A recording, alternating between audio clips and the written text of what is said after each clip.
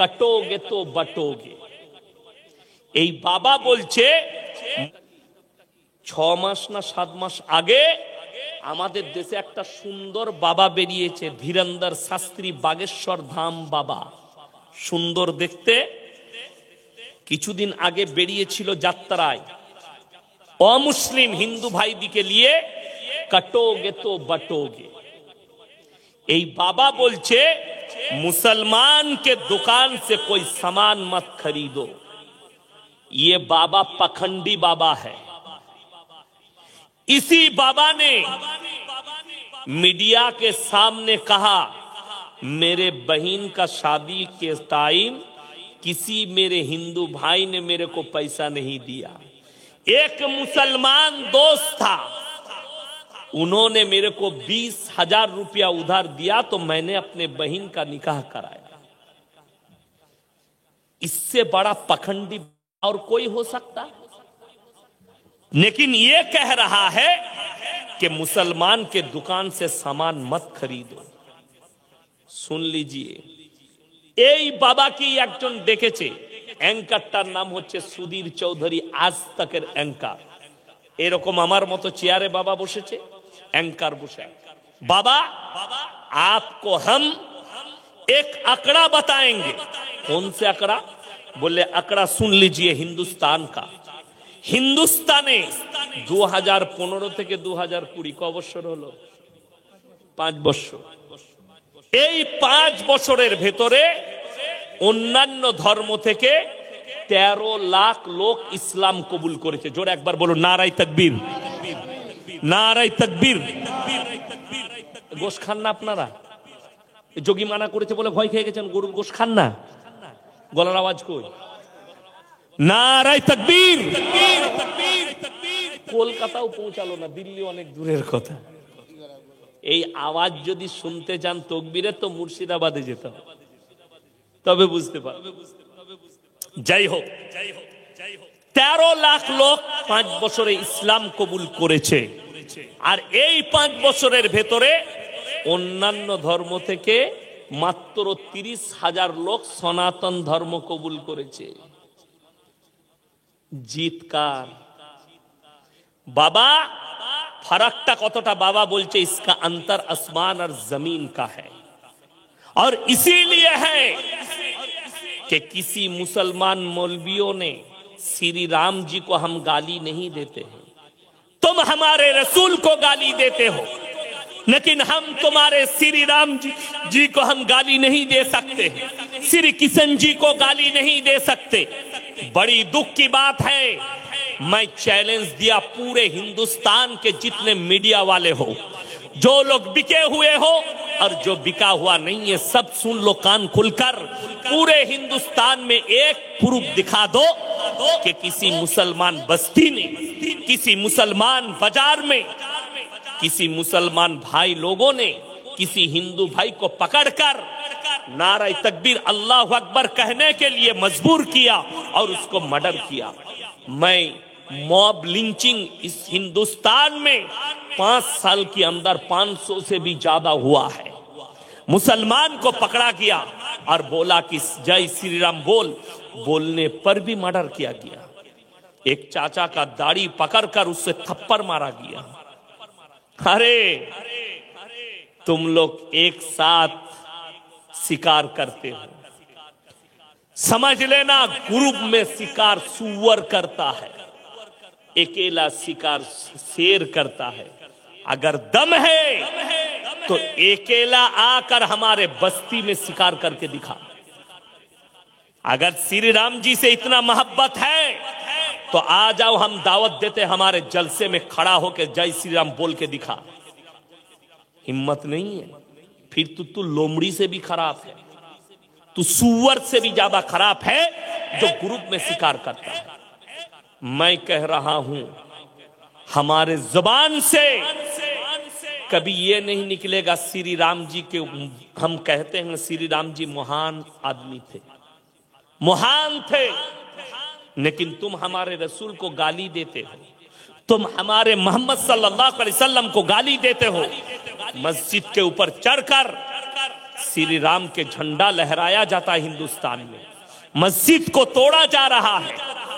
आज के बड़ो कष्ट लागे পশ্চিম বাংলার যতগুলো কুত্তা মিডিয়া চিল্লাচ্ছিল, ইলেকট্রিক মিডিয়া, তারা চুপচাপ বসে আছে। আর একটা আছে আমাদের আরামবাগ টিভি, শফিকুল।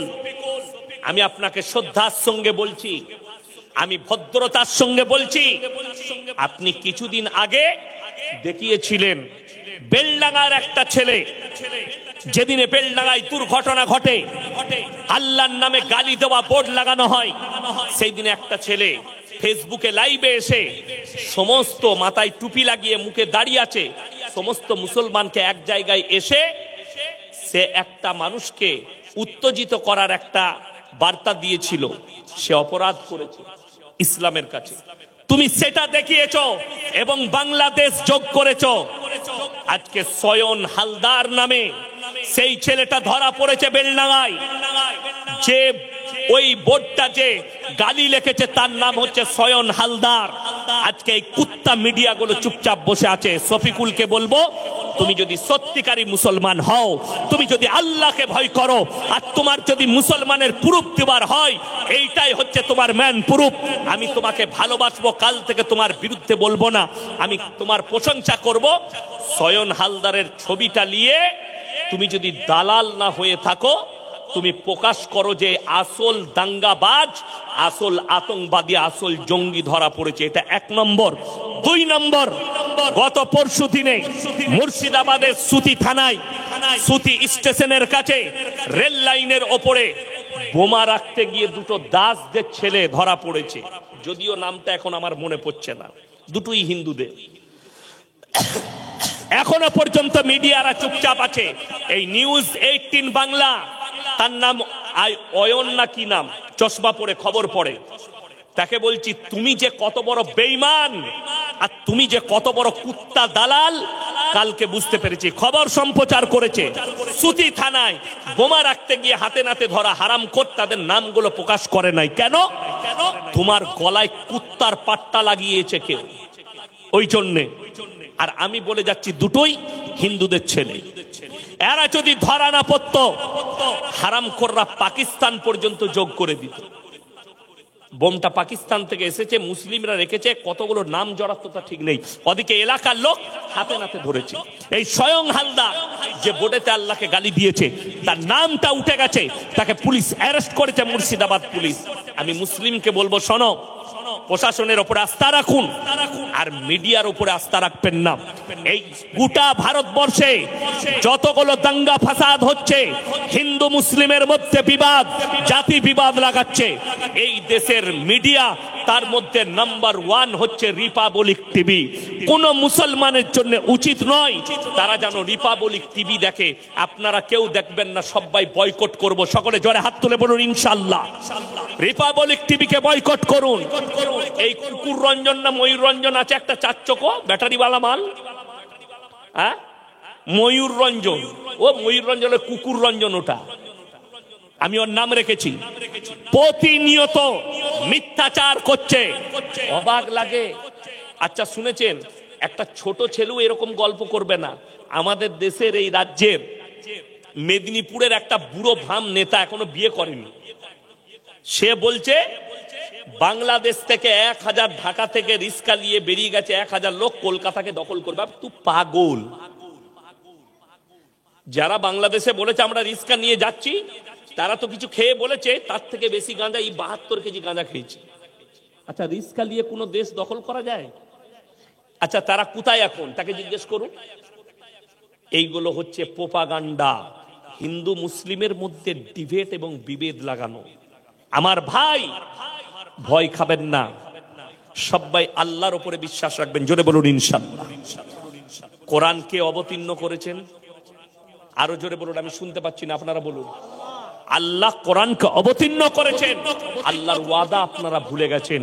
আমরা আলেমরা জানি আল্লাহ কোরআনে ওয়াদা করেছেন, ইন্না নাহনু নাযালনা যিকরা ওয়া ইন্না লাহুল হাফিজুন। এই কোরআনকে আমি আল্লাহ অবতীর্ণ করেছি, কোরআনের হেফাজতের দায়িত্ব আমি আল্লাহ নিজে নিয়েছি। জোরে বলুন সুবহানাল্লাহ। যদি বলেন আমি তো আমার বাড়িতে কোরআনটাকে লেপটিয়ে রেখেছি। কোথায়? আলমারিতে লেপটিয়ে রেখেছি, যত্ন করে, হেফাজত করে। আপনি মনে করছেন আমার মসজিদের জুজদানে লেপটানো আলমারিতে কোরআন রাখা আছে, আল্লাহ কোরআনটা ওই কাগজের মধ্যে হেফাজত করেননি। কেন? তার দলিল হচ্ছে, এক নম্বর, এই ভারতে 200 বছর রাজত্ব করেছে ইংরেজের বাচ্চারা। কত বছর? 200। গুজরাটের গোমতী নদীর তীরে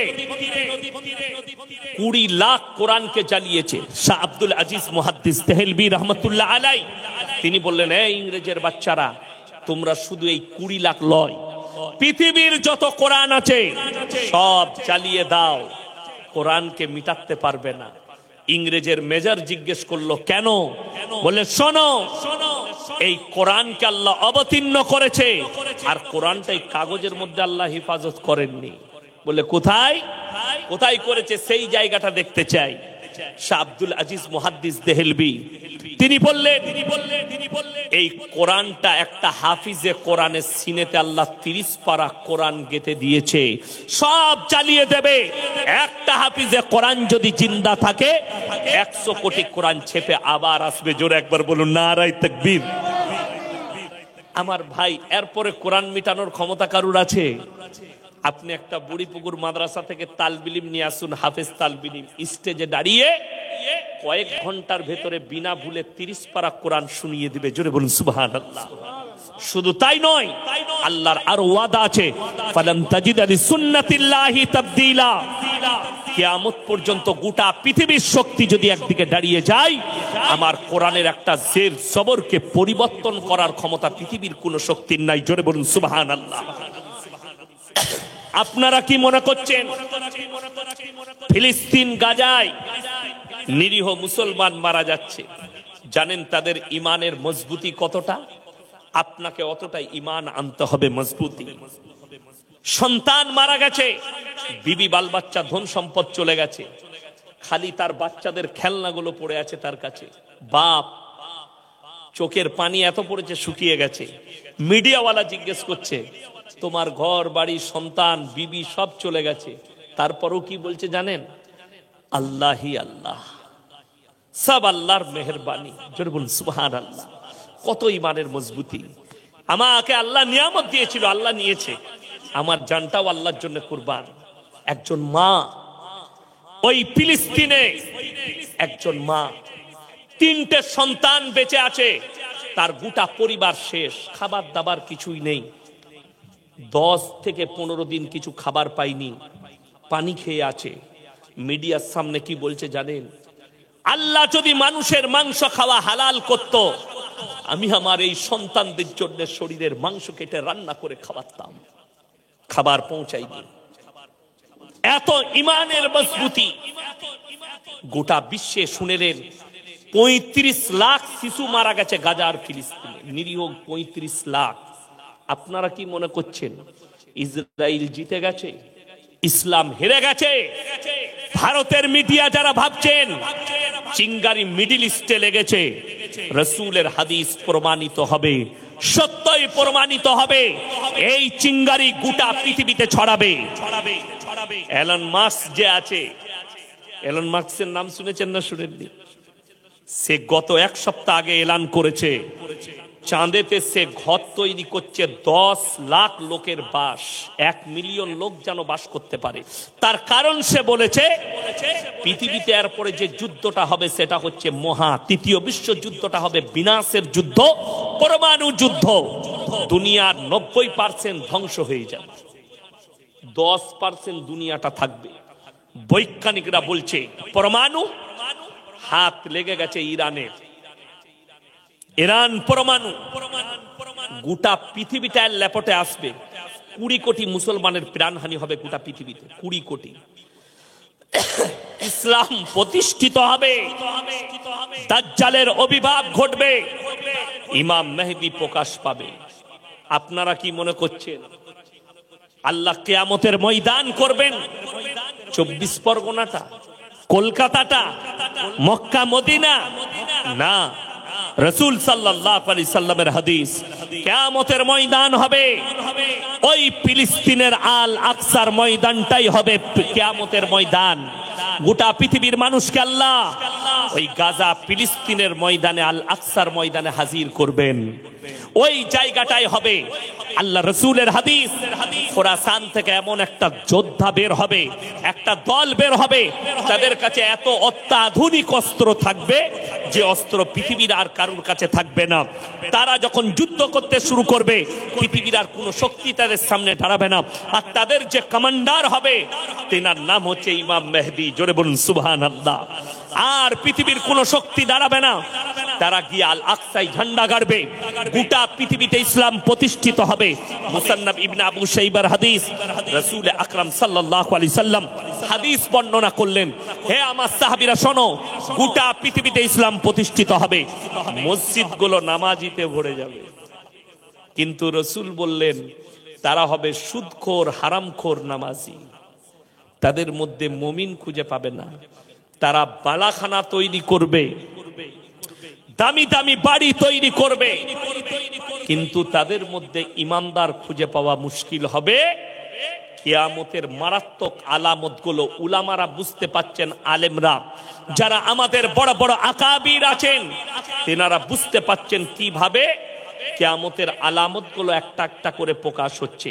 তার মধ্যে মারাত্মক আলামত পৃথিবীর বুকে ফুটে উঠেছে। রাসূল বলেছেন বাঁদির পেটে মালিক পয়দা হতে শুরু হবে। আপনারা হয়তো জানেন না, ভারত সরকার সার্কুলার জারি করে দিয়েছে, আপনি পেট ভাড়া নিতে পারেন। আমাদের দেশের একজন মুসলিম আর্টিস্ট, যদিও তার নাম আমি মুখে উচ্চারণ করব না, আমার নামে কেস হয়ে যাবে, মুসলিম নিজেকে বলে, তার একটা সন্তান জন্মগ্রহণ করেছে বাঁদির পেটে। 20 লক্ষ টাকা দিয়েছে বাচ্চাটাকে তার পেটে রাখার জন্য, আর বীর্য নিয়ে তার পেটে দিয়েছে। ইসলামকে কিয়ামত পর্যন্ত যদি কোরআন হাদিসকে রিসার্চ করেন, এই বাচ্চাটা হবে শরীয়ত সম্মত হারাম। দুনিয়া কি বলছে জানি না, ইসলাম বলছে হারাম। এটা কিয়ামতের আলামত আপনার কাছে প্রকাশ পেয়ে গেছে পৃথিবী জুড়ে। শুধু তাই নয়, রাস্তাঘাটে কুকুরের মতো জিনা করবে ছেলে মেয়েরা। আজকে পতিতালয়ের থেকেও মারাত্মক জিনার আড্ডাখানা হচ্ছে সরকারি পার্কগুলো, যেগুলো পার্ক তৈরি করা হয়েছে। ছেলে মেয়েরা আমভাবে জিনা করছে। তারা, আপনি আমি মনে করেছি জিনা মানে শারীরিক সম্পর্ক না। জিনা মানে শুধু শারীরিক সম্পর্ক নয়, মুখের জিনা, হাতের জিনা, কানের জিনা, চোখের জিনা, নফসের জিনা, পায়ের জিনা, শারীরিক জিনা। আপনি পার্কে গিয়ে একটা অন্য মেয়েকে ডাকলেন, তার ঠোঁটে ঠোঁট লাগিয়ে কিস করেছেন, আপনি মুখের জিনা করলেন।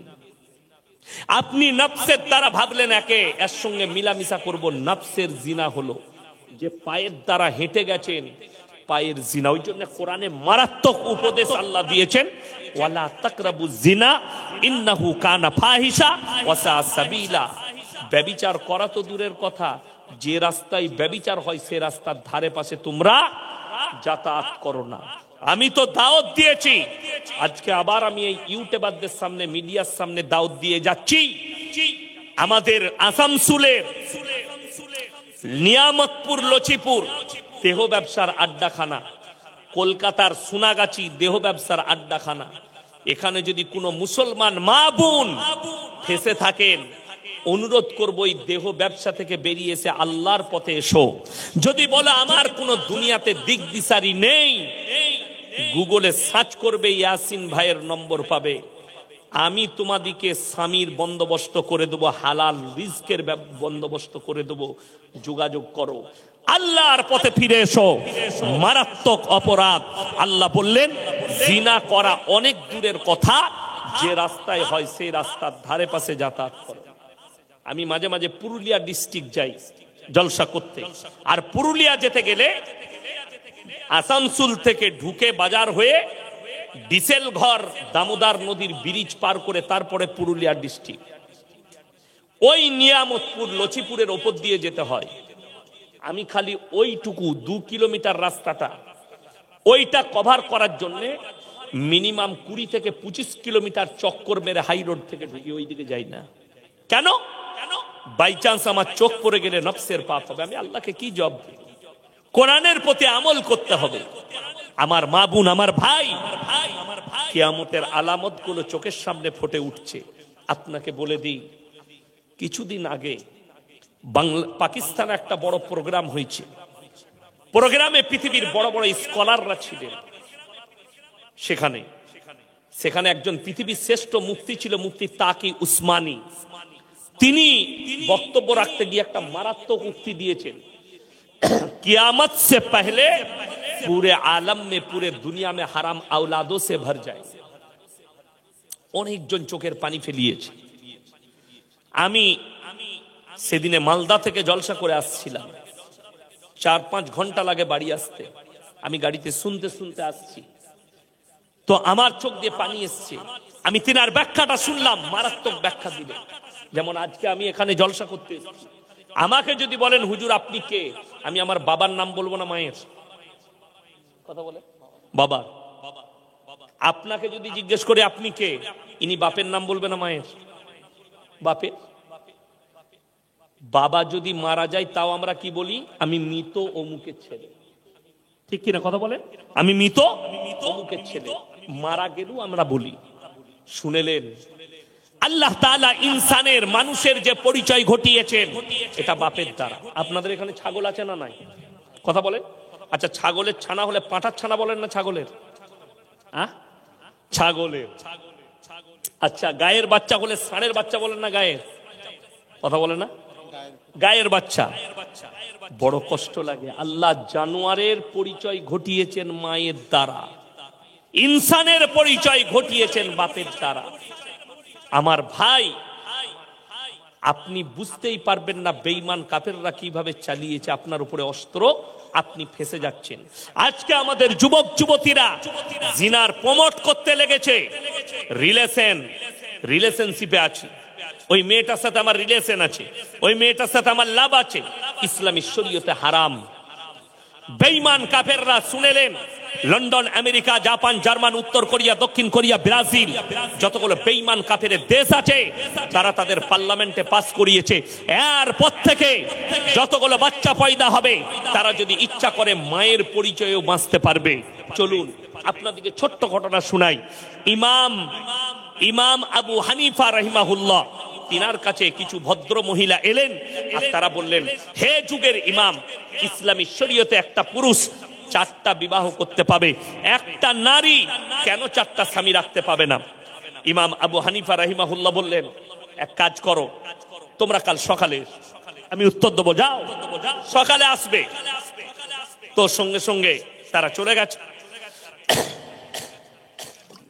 আলহামদুলিল্লাহ, সকালবেলায়, রাত্রিতে তিনি পেরেশানের হালতে আছে। তিনার মেয়ে খানা খাওয়াতে খাওয়াতে বললে, আব্বা আপনি এত পেরেশান?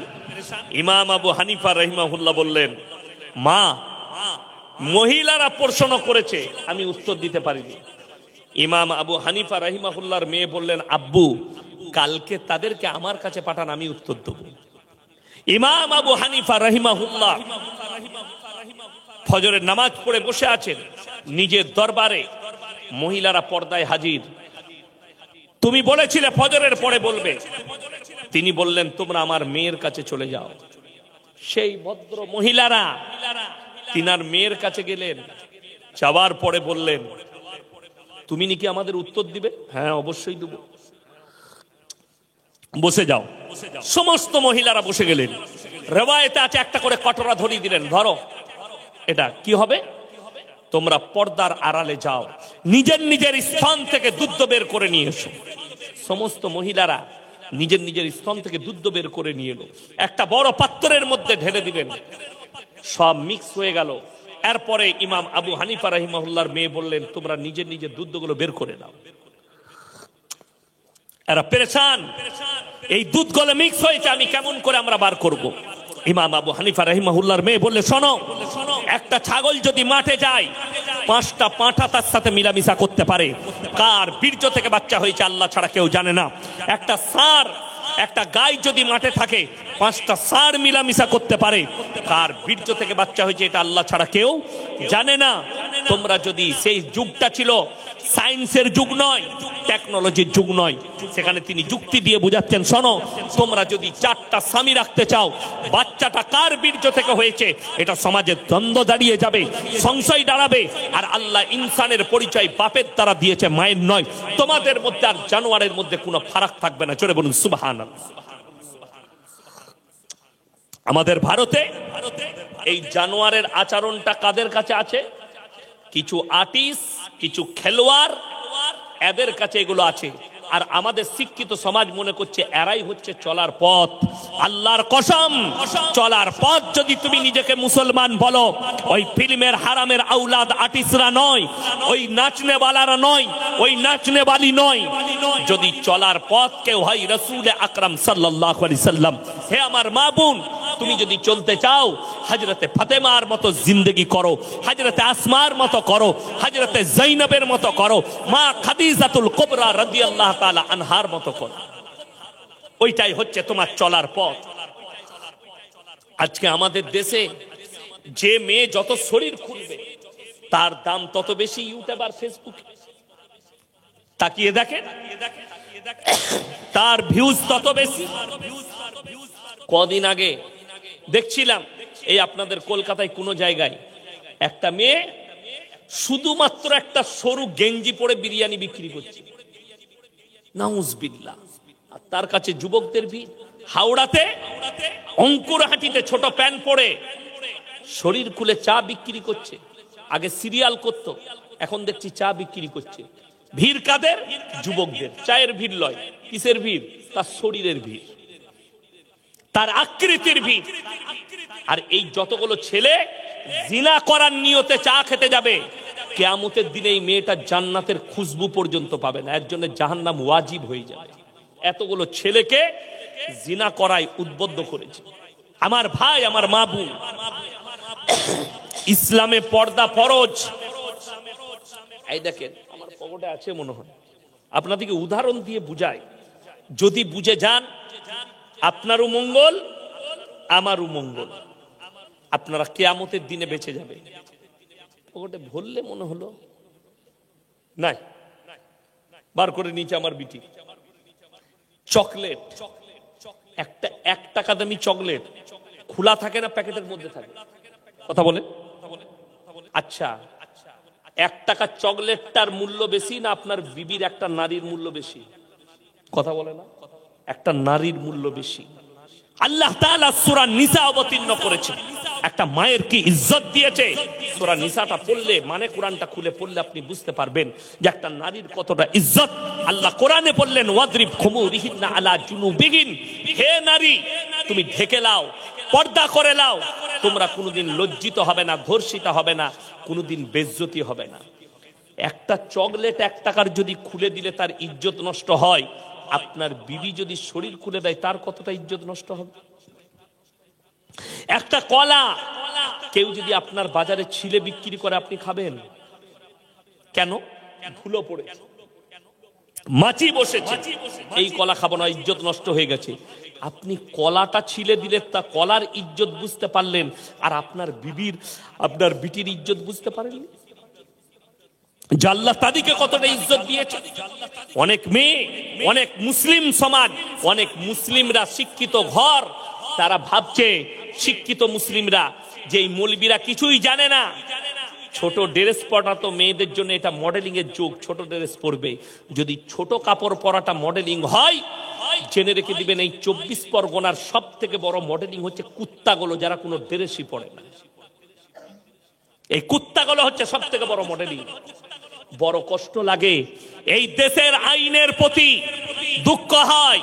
একটা মেয়ে যদি হিজাব পরে আর বোরকা পরে স্কুলে যায়, তাকে কোর্টেতে কেস লড়তে হয়। আর একটা মেয়ে যদি ন্যাংটো ঘুরে বেড়ায়, সে বাহবা পায়। ঠিক বললাম না? ফেসবুকে সে লাইক পায়, ফেসবুকে সে কমেন্টে প্রশংসা পায়।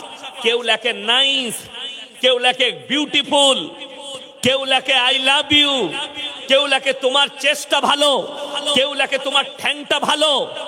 অথচ একটা মুসলিম নারী সে নিজেকে পর্দা করে স্কুলে নিয়ে গেলে তাকে কেস লড়তে হয়।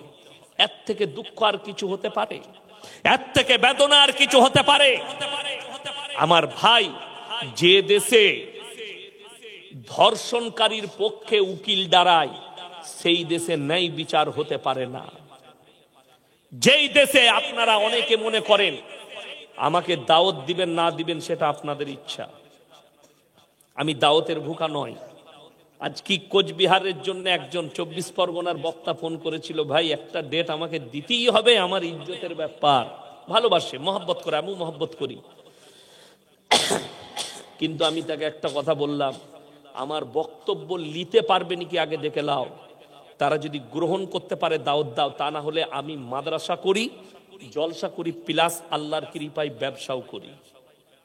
এটার উপরে ভরসা নয়। প্রত্যেকটা ইমামের উচিত ইমামতির সাথে সাথে ব্যবসা করা। যদি একটা ইমাম ব্যবসা করে মাসে 20,000 রোজগার করে, মেম্বারে দাঁড়িয়ে সে হক কথা বলতে কোনো রকমের দ্বিধাবোধ করবে না। আমাকে যদি এখনই কমিটির ছেলেরা বলে হুজুর এত কড়া কথা বলবেন, আমার গাড়ি রেডি আছে, পয়সা ফেকো তামাশা দেখো, তুই বুঝে নিগা, আমি পাশের গ্রামে যেখানে আসবো আবার এই কথাগুলোই বলবো, তোকে নিতে পারলে নিবি, নাহলে আমাকে দাওয়াত দিবি না। বড় কষ্ট। আজকে মুসলমান তো এই হকটাই বুঝে না। হক যদি বুঝতো, আজকে আমাদের সমাজে ন্যায় অন্যায় থাকতো। আজকে হক মিটে যাচ্ছে, না হক প্রতিষ্ঠিত হচ্ছে। ইনারা আমার বাপের বয়সী লোক, জিজ্ঞেস করুন ইনাদের বাপ দাদরা মিথ্যা কথা বলতে ভয় খেত, গুনাহ হবে বলে, পাপ হবে বলে। এখন লোক আমরা সত্য কথা বলতে ভয় খাই, কেউ কলারটা টিপে ধরবে বলে। আপনার বাজারে 10টা টাকা একটা গরিবের ছেলে চুরি করেছে, ভিক্ষা করে খায়, কারুর পকেট থেকে 10 টাকা বার করেছে, তাকে গাছে বেঁধে না হলে কারেন্টের পোলে বেঁধে পিটাচ্ছে। কেন? চোর। ঠিক বললাম না? মারে না? মারে না? সেই 10 বছরের বাচ্চাটা সে জানেও না পেটের জন্য মা বাপ নাই, ভিক্ষা করে খায়, চুরি করেছে, তাকে আপনি গাছে বেঁধে পিটালেন। আর দুঃখটা কোথায় জানেন? যারা কওমের লাখ লাখ টাকা মেরে নিচ্ছে, তাদেরকে স্টেজে দেখে গলায় মালা পরিয়ে বলছেন এটা সমাজসেবী।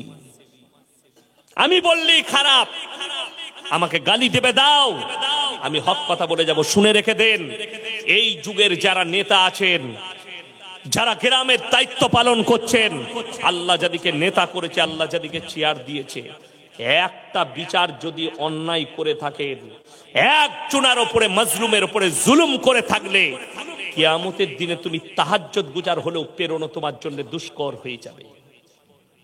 আল্লাহ বিচারক করেছে, হযরতে উমরের মতো বিচার করো। হযরতে উমরে ফারুক রাদিয়াল্লাহু তাআলা আনহু, সাহাবীরা বললেন হে আমিরুল মুমিনিন, এটা আপনার সন্তান। ধমক দিলেন, গাছে বাঁধো আর পিটাও, কুড়া মারো। আমার সন্তান বলে যদি ছেড়ে দাও, এর থেকে বড় পাপ করার সুযোগ পাবে, আমার কাছে ন্যায় বিচার হবে। হযরতে উমরে ফারুক রাদিয়াল্লাহু তাআলা আনহু সন্তানকে গাছে বাঁধা করিয়েছে। আজকে নেতার ছেলে ধর্ষণ করলে ছাড় পেয়ে যায়। ভারতে বড় কষ্ট লাগে। আরজি করের যে মেয়েটা ধর্ষিতা হয়েছে, আমি বলে যাচ্ছি, ন্যায় বিচার কোর্ট করতে পারুক আর না পারুক, প্রশাসন করতে পারুক আর না পারুক, কিয়ামতের দিনে আমার আল্লাহ করে দেখাবেন। আপনারা মনে করেন না ওই মেয়েটা একটা বেধর্মী মেয়ে, আল্লাহ কি ওর বিচার করবে? ও যে অত্যাচারিত হয়েছে, এর বিচারটা আল্লাহ করবেন। কথাটা বুঝতে পারেননি? সে জান্নাত পাবে না সেটা আলাদা কথা, ঈমান না আনার কারণে, কিন্তু সে যে অত্যাচারিত তার বিচার হবে। ওই জন্য আপনি মুসলিম যদি নেতা হন, আপনার বাড়ির পাশে যেই বাস করুক, নেতা শুনেলেন কাকে বলে। আপনি যদি মনে করেন আমি নেতা হয়েছি শুধুমাত্র মুসলিমের উপকার করব, আপনাকে আল্লাহর কাছে হিসেব লাগবে। রাসূল বলছেন তুমি দেখো না তোমার বাড়ির পাশে কে বসবাস করছে, সে হিন্দু হোক, দলিত হোক, আদিবাসী হোক, খ্রিস্টান হোক, মুসলিম হোক, ক্ষুধার্ত হলে খাবার দাও, বস্ত্রহীন হলে বস্ত্র দাও, বিপদে পড়লে পাশে দাঁড়াও। এটা রাসূল সাল্লাল্লাহু আলাইহি সাল্লামের আখলাক। জোরে বলুন সুবহানাল্লাহ। বদলা লিডা নবীজি শিখাননি, বরঞ্চ ভালোবাসা শিখিয়েছেন। আপনার ওপরে অন্য দলের একটা নেতা আপনার উপরে অত্যাচার করেছে, আপনি যেদিনে নেতা হবেন তাকে মহব্বতের সঙ্গে গলায় টেনে নিয়ে ক্ষমা করে দেন। রসুল যেদিনে মক্কা বিজয় করেছেন 5টা কথা এলান করলেন। নাম্বার 1, কাবা ঘরে প্রবেশ করলে মারতে পাবে না, জোরে বলুন সুবহানাল্লাহ। নাম্বার 2, বৃদ্ধকে মারতে পাবে না। নাম্বার 3, বৃদ্ধাকে মারতে পাবে না। নাম্বার 4, শিশুকে মারতে পাবে না। নাম্বার 5, আত্মসমর্পণ করে কাবা ঘরে প্রবেশ করলে মারতে পাবে না, জোরে বলুন সুবহানাল্লাহ।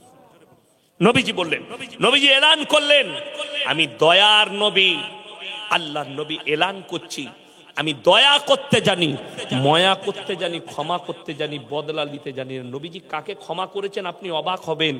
পৃথিবীর কিয়ামতের সকাল পর্যন্ত কোনো বাপের বেটা এই আখলাক দেখাতে পারবে না।